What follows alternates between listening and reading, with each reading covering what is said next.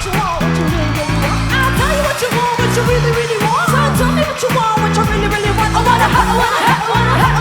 wanna really, really, really wanna sing and say If you want my future, forget my past. If you wanna get with me, you better make it fast. Now don't go wasting my precious time. Get back together, we could be just fine. And tell me what you want, what you really, really want. So tell me what you want, what you really, really want. I wanna really, really, really wanna sing and say If you wanna be my lover, you gotta get with my friends. Make it last forever. Friendship never ends. If you wanna be my lover, you have got to give.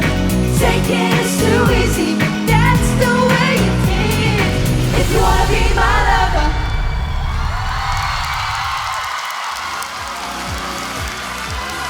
Palakpakan natin ang Les Boys! Hello, Les Boys. Let's find out kung ano masasabi ng ating judges sa performance niyo, starting with Sir FMG. Les Boys, ang gwagwapo nyo. Thank you po. I like your costume. Ang ganda, very colorful. Kaya lang yung umpisa nyo kanina, medyo now off, nagka-flat kayo. And then on the second song that you did, I think you did extremely well. So overall, I think you did very well. Thank you, Sir FMG. Munchie Vice. Okay,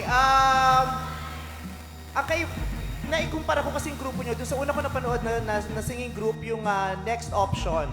Diba? Ang kaibahan nyo sa kanila, kayo, wala kayong production value na may pausok. Sila kasi meron. Pag na-realize ko, hindi nyo na kailangan ng gano'n kasi makulay na ang mga personalidad ninyo. Kayo mismo, production na agad. Diba? Nakita ko yung intention ninyo na i-entertain ang mga tao. Kaya nyo ginawa yung second song. Yun nga lang, sa kagustuhan nyo may entertain ang mga tao at magpatawa kayo, medyo nakompormiso yung kanta, yung boses ninyo. Eh yun ang panglaban ninyo yung ganda ng boses ninyo. May mga bahaging hindi nakanta ng maayos, may mga bahaging flumat, may mga bahaging shumarp. Nakompormiso kasi ginusto nyong sumayaw para makapagpatawa.